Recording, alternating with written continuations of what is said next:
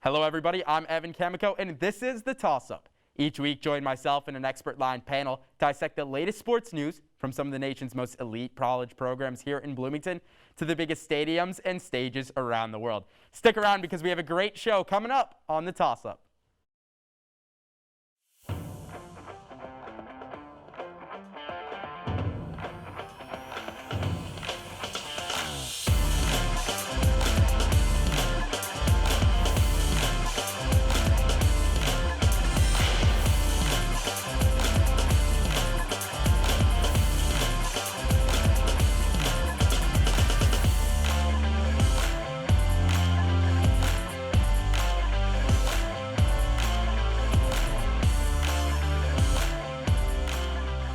It was a disappointing season for Indiana football. They ended with a 2-10 record and no wins against a Power 5 team. And while the Hoosiers fans hoped the magic from last season would continue, they are stuck waiting till next fall for IU to resume play and find that magic again. While the Hoosier season is over, many teams are still getting ready to compete for trophies and bowl games. This weekend is none other than championship weekend for all the major conferences. So we're going to take a deep dive into all the important games and college football playoff implications. Later in the show, Griffin Healy is in studio to break down championship weekend, and we'll also be discussing the college football playoff. But here now to talk about IU season as a whole is our own Will Trubshaw, IUSTV sports football beat reporter, the IDS's sports football beat reporter Luke Norton, and from the student media poll and IDS Patrick Phelps. Patrick, Will, Luke, welcome to the Toss-Up. Thanks for having me. It's great to be here.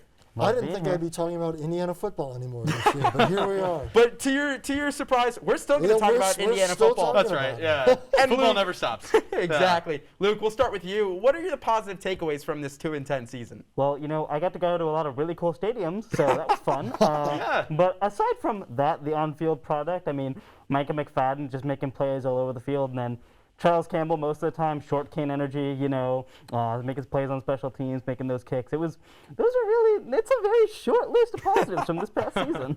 Will, do you have any extra positive stat onto that short list? Well, I'll kind of build off that. I thought, certainly as the season went on, the defense tailed off. But at the beginning, I was pretty impressed with their level of intensity in their play. And with that, Charlton Warren, his first year as a defensive coordinator coming over from Georgia, where he was the defensive backs coach. So I think year one and year two, we're going to see even more improvement for him, defensive play calling wise, and just for the defense on the whole. And also, honestly, Donovan McCulley. You know, I was happy with him. Obviously, he kind of got forced into a pretty uncomfortable situation. He thought he'd be getting redshirted this year, and he ends up starting half the season for Indiana. But I thought he played well. I thought he showed flashes of the quarterback that, you know, I think is going to be the future of this Indiana football program. Mm-hmm. Patrick, anything to add? I'll give you the biggest positive, and it's that it's over. Hoosier fans, you don't have to suffer anymore. You don't have to suffer. You're done. You're done. But beyond that, I think there are some things you can like. Again, yeah, the defensive intensity, you talked about that, and some of those games, particularly the Cincinnati game prior to the Micah McFadden ejection, I think that's really the turning point of the whole season. You can say a lot of things changed after that, particularly in that game. That went from a 14-point lead to 14-point loss. That's the inflection point right there. But another positive, I think, is that this year you can forget about it. It's easy to forget about this, and you get a fresh start next year. A clean slate, new offensive coordinator, and I'm sure we'll talk about that. But and we saw a lot of young guys play a little bit, not as many of the young guys as I would have liked to see. Got to learn about some of your walk-ons. I think there are some walk-ons who can make a real impact, maybe even, you know, get themselves a scholarship. I think some of those guys definitely earned it. So there are some positives, but obviously, you go 2-10 when you were expected to be one of the 20 best teams in the country at a minimum. And in that locker room, they were talking Rose Bowl. They were talking Big Ten championship at the beginning of the season. And they won 2 games. 2. Mm-hmm. So you talk about that. There were these high expectations. Will, what does the team have to do in the offseason to get back to those high expectations again? Well, I mean, for one, I think the biggest thing is they've got to address the offensive line. Obviously, they're going to be searching for a new offensive coordinator. But one of the biggest problems, and it wasn't entirely Nick Sheridan's fault, was the offensive line. It was porous all season long, and it kind of showed up in the fact that Jack Tuttle and Mike Penix essentially suffered season-ending injuries almost in succession. You know, those are your quarterbacks number 1 and 2. And we know that Michael Penix is physically kind of a fragile quarterback. He's dealt with a lot of injuries before.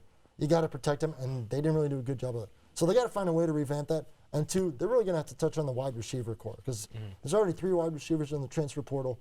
Ty Fryfogel's eligibility is gone.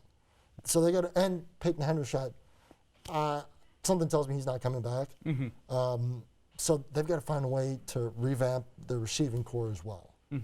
Patrick, anything to add?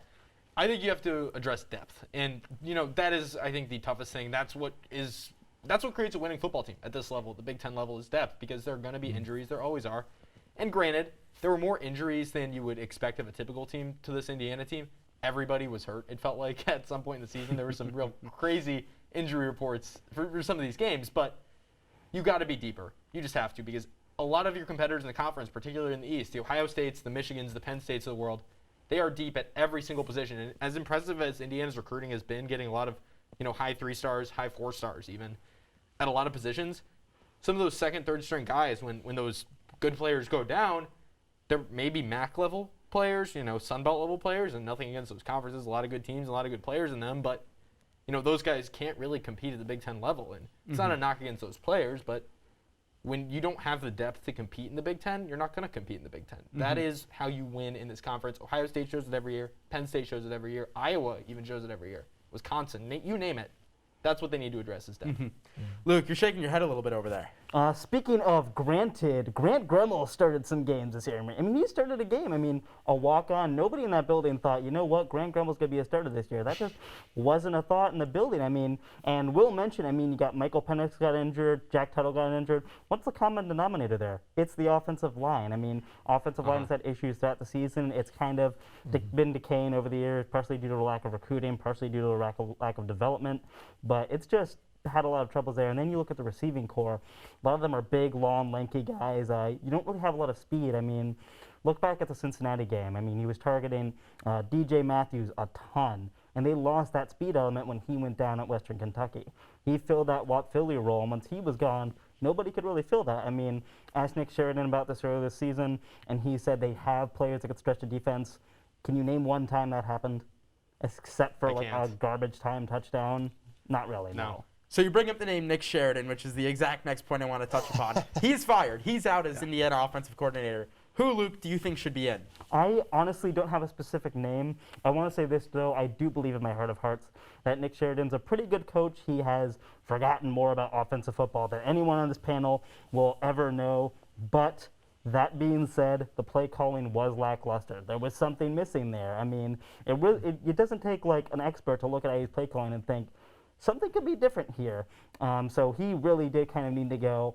I don't have a solid name, but I don't think they should go internal again like they did for Sheridan.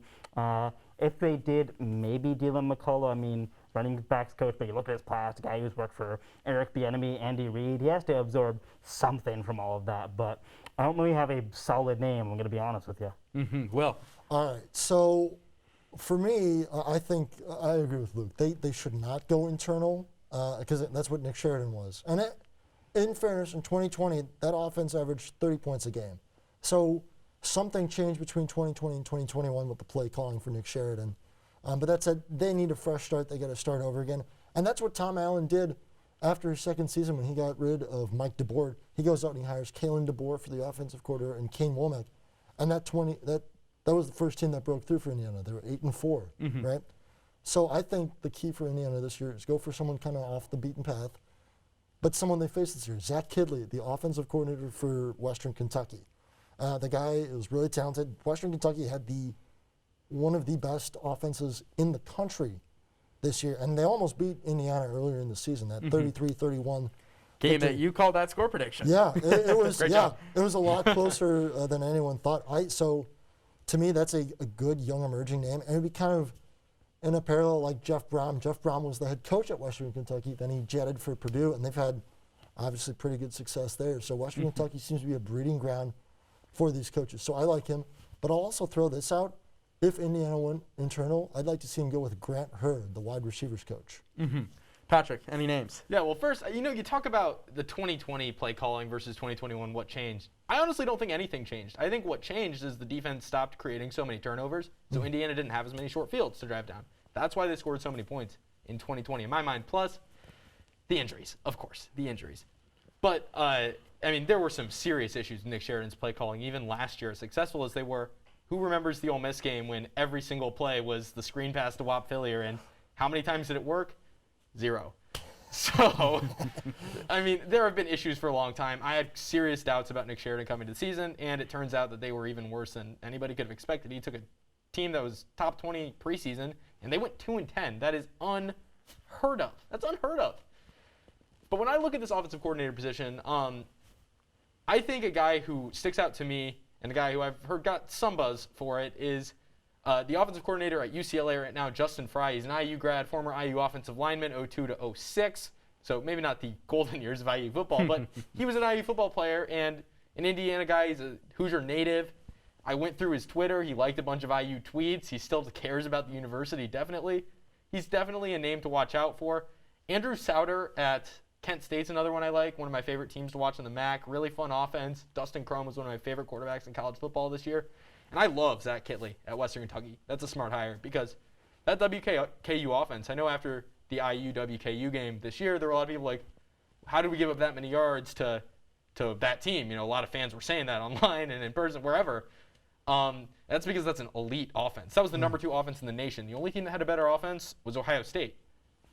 That's crazy. Zach Kitley, he was at Houston Baptist, worked his way up to WKU's job, brought most of that Houston Baptist offense with him, including the quarterback. So, you know, maybe some of those guys would transfer to Indiana if you hire a Kitley. I think those are just a couple names to keep your eye on, but obviously that's not an exhaustive list.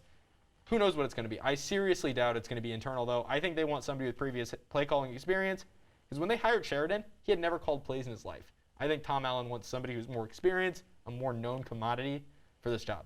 So, Will, how can this team get back? What do they have to do? If you had to address one spot on the team that had to improve immediately to get back to being where we were last year, where the Hoosiers were last year, what would that be? Wow. I mean, that's a good question because there are, we've talked about it ad nauseum. There are a lot of holes for Indiana to fix. Offensive line, wide receivers, coaching staff, all that. But I'm going to take a little pivot here. I think they need to look at defense and specifically the secondary, and specifically secondary depth. Because obviously you came into the season, you got Reese Taylor, and you got Tywan Mullen. Tywan Mullen's supposed to be an All-American, and he was out with a lot of injuries, as was Reese Taylor. And then the backups, Josh Sanguinetti missed a lot of time. Noah Pierre missed some time. You know, you're down to essentially the third stringers in your secondary. Raheem Lane missed a lot of time. And it all starts there. That secondary, created so many turnovers in 2020. They were really the catalyst for those interceptions that set up the offense up. I think you got to start with them.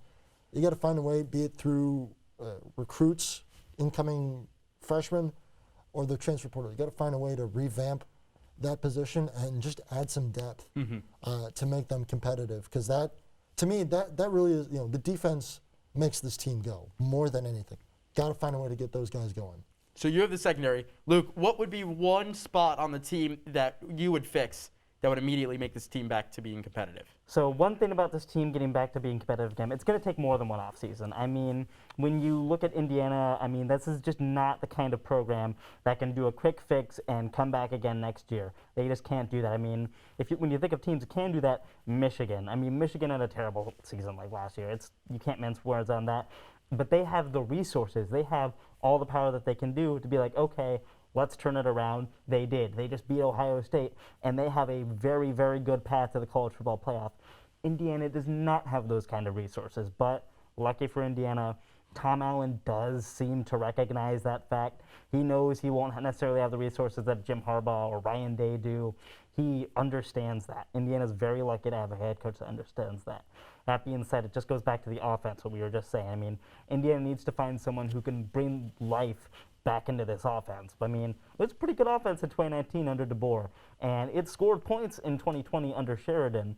But if this team can get some offensive life packed with its defensive firepower, it can compete in games, but it is going to take more than one offseason for that to happen. Patrick, what's one spot that you look to be most improved for next year? Yeah, well, first thing, I know Luke talked a little bit about how long is it going to take. Probably it's going to take more than a year, right? But I don't think it's impossible. Look at what Michigan State did this year, and I think that's a pretty comparable program to Indiana. I know that sounds crazy, but Michigan State was in the absolute gutter at the end of the Mark D'Antonio era and in Mel Tucker's first season. Mel Tucker got hired a month before COVID hit and barely, that's late in the coaching cycle, and barely got to, have a practice with his team. That team was in the absolute gutter. They were horrible in 2020, and the transfer portal is how they got better. The portal giveth, the portal taketh away, right? And the portal gave Michigan State a lot. They hit an absolute home run on Kenneth Walker and a couple other really solid players. That's how you rebuild a team in modern college football, is through the portal. And now, that's not a long-term solution necessarily, but it's a short-term fix in addition to good high school recruiting, and Tom Allen has shown he's an elite recruiter, and he's putting together some of the best classes in Indiana history right now. This 2022 class, by rankings, is the best Indiana's ever had. So I think this is fixable at the very least. How soon? Don't know. Don't get your hopes up. But as to where do I think they need to improve immediately, what would I improve? It's the offensive line. That's how you win in the Big Ten. It takes depth at every position, but particularly in the offensive line. When you have so many teams who are so power heavy, so offensive line heavy, it's a gritty league. It's a tough league. That's Big Ten football, right? That's how you win in the Big Ten. You look at all the teams in the Big Ten. What are they good at? Offensive line, if they're winning in this league. That's what Indiana prided itself on for a while. There was a streak of all those NFL offensive linemen drafted year after year after year. If Indiana wants to get back to winning 8 games a year, 9 games, can they get that elusive 9-win Indiana? Who knows? But if it is going to happen, I think it has to start and end with the offensive line. Darren Hiller has a lot of questions to answer this offseason and going into 2022. Well, that's a great answer to that one. Last question before we head to break. How would you grade IU's 2021 season A to F? Patrick, I'll start with you here. What's your letter grade for the Hoosiers? It's a big F. A huge, huge, huge F in every single way. I mean, this is a team that figured to be a Big Ten championship contender. I remember at Big Ten Media Days in July at Lucas Oil Stadium, Tom Allen was saying, we're ready to go win the Big Ten championship. He let the team break down on Big Ten champs in practice. That was their huddle, Big Ten champs on 3. That's a team that was really, really confident that they were going to go win the Big Ten championship. They felt slighted after the Ohio State incident last year, we all remember. They didn't do that. They were smelling roses, and at the end of the season, they had their face, they were feeling thorns. Those are the only roses they had. 2 wins after a top 20 preseason ranking is abysmal. F, F, F, F, F. F. Will, what do you got? I second that, yes. Just F. I mean, they were just unbelievable what we expected coming in. And we knew there were going to be some changes, but just not on par with the team that I think anyone was expecting from Indiana this year. It's safe to say this season was a total failure, but what you got to hope if you're Indiana is that it doesn't snowball into something even more catastrophic that destroys all the positive momentum that was built in the first 4 years for Tom Allen. 2 Fs, already looking like my high school math grade card. Luke, what's your grade? Don't make it 3 Fs. F. I was hoping you'd at least say D-. With a little asterisk, and then below that, Micah McFadden was pretty cool though. So I mean, this was a team that was ranked. This team had aspirations. A lot of people, including myself, predicted good seasons. Nobody saw this coming. Nobody. This was a team that was set to take another step, or at least even if it wasn't set to take a step up, be bowl eligible. I remember after the Iowa loss, I asked another reporter, do you think IU's bowl eligibility can be in question? He looked at me like I was crazy. And it's and now look what happened. 2 wins. 2. You can, one hand, 2. It's an F. With all those expectations, 2 wins, no. Well, Luke, Patrick, Will, stick around. 'Cause coming up after the break, we shift our focus away from IU football and on to the college football playoff. Also, Griffin Healy is in studio to preview championship weekend. Don't go anywhere.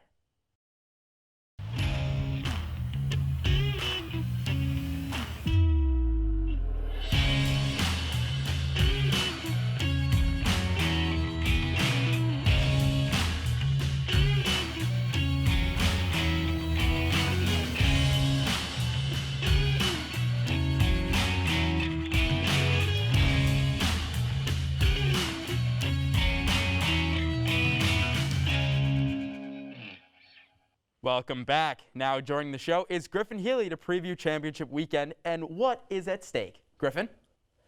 Thanks, Evan. That's right. It's officially conference championship time. Getting into the possible playoff picture, let us get into the Big Ten Conference first. The number 2 Michigan Wolverines defeated the Ohio State Buckeyes for the first time in a decade by a 42-27 score last week and will head to its first championship game at Lucas Oil Stadium in Indianapolis, Indiana. They will take on the number 15 Iowa Hawkeyes, who secured their second conference championship appearance with the Minnesota Golden Gophers defeating the Wisconsin Badgers 23-13. I believe Michigan takes this in a gritty 27-17 battle and covers the minus 10.5 spread set for this matchup. If the Wolverines' offense can keep the same level of momentum from the Ohio State game into this week. Next, the undefeated Georgia Bulldogs take on the 11-1 number 4 Alabama Crimson Tide at the Mercedes-Benz Stadium in Atlanta, Georgia. This is the clash of the Titans, as one of the two teams has been in the championship game every year since 2014. They met in the 2018 championship game, with Alabama winning that matchup 35-28. Now the tables have turned, with Georgia as the favorites to win this matchup at minus 6.5. However, if there's anything that history has taught all of us, you do not underestimate the Crimson Tide. Bryce Young, John Mechie III, and Jamison Williams will be the key players taking on this Georgia defense. As much as I would love for Georgia to win this matchup, I believe Alabama comes out on top 35-31, cementing its stay in the college football playoffs. Please prove me wrong, Georgia. The number 5 Oklahoma State Cowboys take on the number 9 Baylor Bears in the Big 12 Championship at AT&T Stadium in Arlington, Texas. Oklahoma State is favored to win the game by a spread of minus 5.5. By far the most unpredictable and even matchup, in my opinion. I expect these two Big 12 offenses to create a back-and-forth matchup. A pass from junior quarterback Spencer Sanders to wide receiver Tay Martin will secure the win for Oklahoma State, 45-42, sending them to the college football playoff if Georgia wins. Now, let's talk about two teams who will be the future of the Big 12. America's darling, the number 4 Cincinnati Bearcats, who are undefeated, open as the minus 10.5 favorites against an 11-1 number 16 Houston Cougars in the American Athletic Conference Championship game at Nippert Stadium in Cincinnati, Ohio. Luke Fickell and the Cincinnati Bearcats have shown dominance throughout the season, including a win at number 6 Notre Dame. Cincy junior cornerback Sauce Gardner is quite the defensive force for the Bearcats, while senior quarterback Desmond Ridder has been the team's heart of the team's offense with 3,000 yards to his name. However, let's not sleep on the Houston Cougars. Despite losing their best player on defense in Donovan Newton during Week 11 against Memphis, their only loss was in the first week to Texas Tech. This will be a huge statement game for both programs, as Cincinnati is trying to become the first Group of 5 program to enter the college football playoff. I think Cincinnati wins in what will be the closest matchup it has played by a score of 28-24. That's all for my predictions. Evan, back to you. Thanks, Griffin. Now that you know what's at stake this weekend, we're going to go further and dive into who should be in the top 4 and qualify for the college football playoff. Guys, I want to open it back up. And Luke, I'll start with you. I know this is a gimme question, so we'll do this real quick. Is Georgia really the only lock for the college football playoff? I know, Patrick, I won't even ask you because you're shaking your head right now. Yes. I agree. I mean, you look at the other teams. I mean, if Alabama loses, I think they're out. If Michigan loses, I think they're out. If Cincinnati loses, they're out. I mean, that's the only lock. Like, if Alabama loses, I don't think they drop out of the top 4. I mean, I just think it's Georgia. That's the only answer. Will? Yeah, Same answer? I mean, I would say, like, Georgia, they've been the best team in the country wire to wire this season. I'll play a little devil's advocate. I do kind of think Alabama, even if they, obviously if they win the SEC championship, they're still in. But even if they lose, I mean, the committee they're going to do just about everything they can to try and keep Alabama in. The way it plays out in my mind, I think they will be out if they lose, but there's a chance to stay in. But I mean, I think the obvious lock is Georgia. So that's Patrick, without question. Excuse me, Will. So Patrick, I'll change this up for you a little bit. Sure. What team in the top 4 right now do you see potentially falling off? Alabama. Even if they lose, number 1, there's no way they get in. The committee has done some crazy things throughout the years, yes. But a 2-loss non-conference champ is not getting in anytime soon. I don't see it happening. So, Alabama, I think, is the most likely to lose because I think Georgia's the most dominant team in college football. They've proven that this year, an undefeated SEC season. There's no way Georgia is not going to qualify for the playoff in one way or another. I don't even know if there's a way they qualify without the 1 seed. Mm-hmm.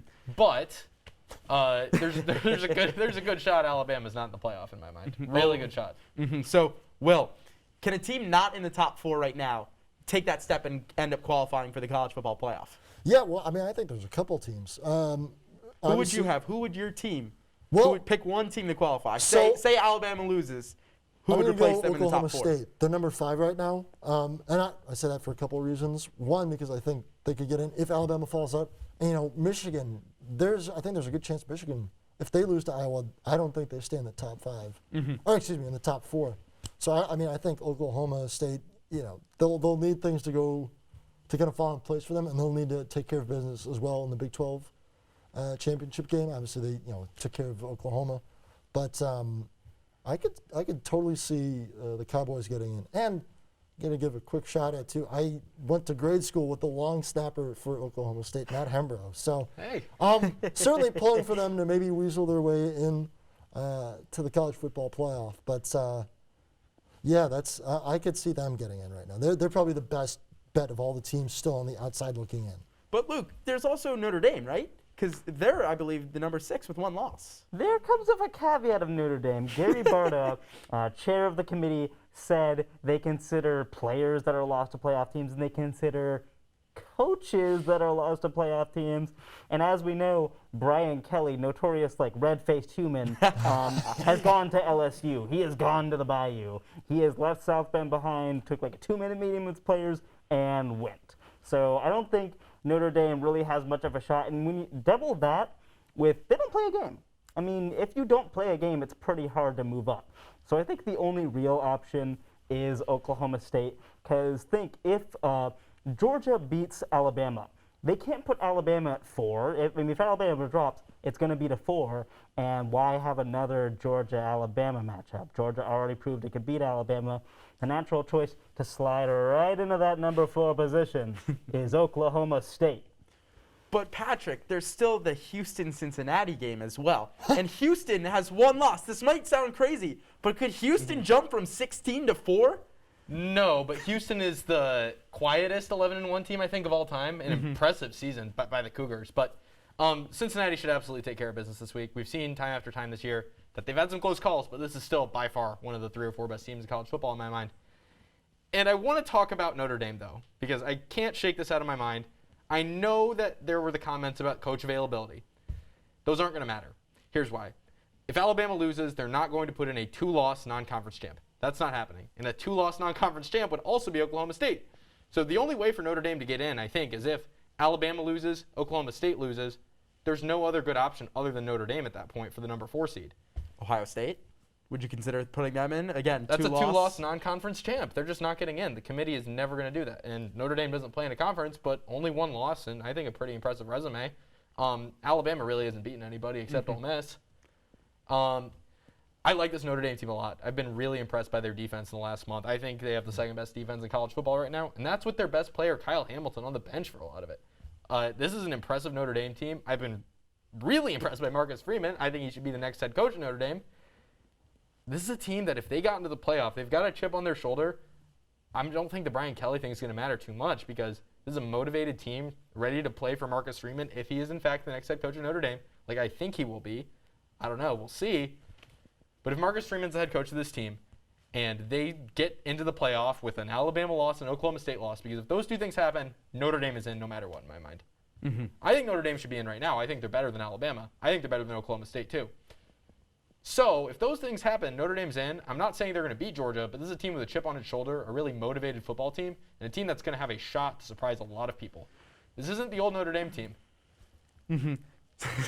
So Luke, if you look at this weekend, take this weekend into account and what you think is going to happen, what is your prediction for the college football playoff? All right, I think my prediction for the college football playoff, number 1, Georgia. Number 2, Michigan. Number 3, I think that should be the Cincinnati Bearcats. And number 4, I think it's going to be Oklahoma State. I think Oklahoma State's going to take care of business against Baylor. I think they're going to slide right into the playoff. I think that's going to be my top 4 for the college football playoff. Will? Twins, yeah. It's going to be – Georgia's not going anywhere. Michigan, I think, provided they don't have a catastrophic failure against Iowa, they're going to stay at number 2. Cincinnati gets bumped up to number 3, and then Oklahoma State slides in at number 4. Man. Patrick. Yeah, I've got Georgia winning as well against Alabama. I think that's going to happen in Atlanta. Pretty much a home game for the Dogs. Give me Georgia there.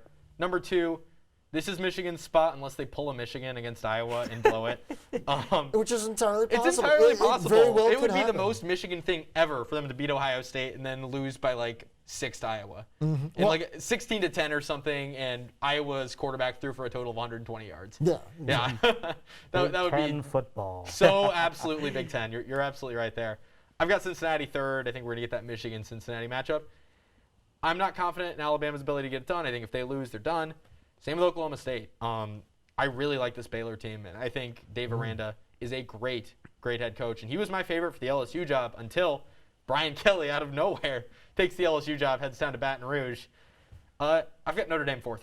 I really like this Irish team, and this defense has really played better than any defense in the country over the last month. I mean, we saw some really excellent performances from them week after week. They went a few games without allowing a touchdown. Just a really impressive defense, and Marcus Freeman, the absolute leader of that team, I think is going to get it done for the Irish. I'll throw a different scenario out. I got Alabama winning this weekend, so I'll say Alabama jumps up to 1. Michigan, I think they take care of business, number 2, because if Jim Harbaugh wins the Big Ten, he's not going anywhere for another 20 years. 3, it's going to be Georgia. I think with the loss, they slide down to 3 because they're not going to have Georgia and Alabama play each other, this weekend and then again 2 weeks later. And then my number 4, I'll go Oklahoma State. I think if they win, they're in, even over Cincinnati because of the committee's thing against group of 5 teams. So that'll be mine. Alabama, Michigan, Georgia, Oklahoma State. That's my top 4. National championship predictions. Who do you got in your national championship game, Patrick? I've got Georgia and Cincinnati, a rematch of last year's Peach Bowl game, a really, really good football game between 2 good teams last year. And Cincinnati controlled that game the whole game. Georgia came back at the end, drills a deep field goal in Atlanta to send the Dogs home with a victory, and, well, Georgia hasn't lost since. I think Georgia, if these 2 teams met, would win handily. This Georgia team is just leaps and bounds better than every other team in college football. Doesn't matter who they're playing. I think Cincinnati's excellent, but they could be playing anybody, and I think Georgia would pretty much crush them. Give me the Dogs getting it done in Indianapolis by a lot. Will. I'm going to go with kind of a basic pick. It's going to be 1 versus 2, Georgia versus Michigan. And I think Georgia does win this one as well. They take home the national title. And Michigan, I like them just because they're hot right now, and they finally exercised that demon of beating Ohio State. Right? I mean, that the weight off your back from that is so different. I think that carries them through Cincinnati. I think that Cincinnati, Michigan would be a very good game, but Michigan makes it in, but then they run into that brick wall of Georgia. I think the closest competition to Georgia is Alabama, and if they don't make the college football playoff, who stops them? Nobody. Luke. Looks like Will and I are twins again. Let me take you back in time a little bit for this one. Way back to when Micah McFadden gave Desmond Ridder a little bonk on the helmet. Prior to that, Indiana's defense was dominating Cincinnati's offense, just dominating Cincinnati's offense. So I just don't think Cincinnati can really play with the big boys in the Power 5 against the college football playoff. I think any of those teams matched up with Cincinnati, I think they would all defeat Cincinnati. I just don't have – I've seen the Cincinnati team in person. They are a good team. Desmond Ridder, one of the best quarterbacks in the country. Sauce Gardner, one of the best quarterbacks in the country. What else do they have? I mean, they do have a good secondary outside of Sauce Gardner, yes, but I just do not think Cincinnati will be able to stack up against the big boys. So I think Michigan handle Cincinnati. I think Georgia just snaps its fingers. Oklahoma State's done. And I think the national championship will be between the Georgia Bulldogs and the Michigan Wolverines. I'm going to go with Saban versus Harbaugh. I think 1-4. I said Alabama, Oklahoma State. Alabama gets it done. Michigan with the upset against Georgia in the other semifinal game. So that's going to be my prediction. We'll go your national championship for 2022. Patrick, you already said it. You think it's going to be Georgia, right? I think it's going to be Georgia. You got Georgia. But Will. hey, don't discount Cincinnati. You said they can't hang with the big boys. They beat Notre Dame by 2 scores in South Bend. I think that's the most impressive win in college football this year. I mean, is Notre Dame a big boy? Since Yes, it's not they a are. top Notre four? Dame is absolutely a big boy. The top 6. Notre Dame is absolutely a big boy. Get out of here with that. Come on. Will, Come on. who do you got as your for that, national McClure. championship? Come on. It's the Dogs. Gotta be the Dogs. Yeah. Yeah. Mm-hmm. No question. It's the dogs. It's the dogs. You guys are twinning a lot It's gonna today. be the That's a dogs. classic video right there. Love that video. Here's mine. The Michigan Wolverines Wow. will be the 2022 national champions. I know it's a hot take, and I know everybody in the studio and control room is probably looking at me like I have 5 heads right now, especially after you saw my math report card. When I told you about it.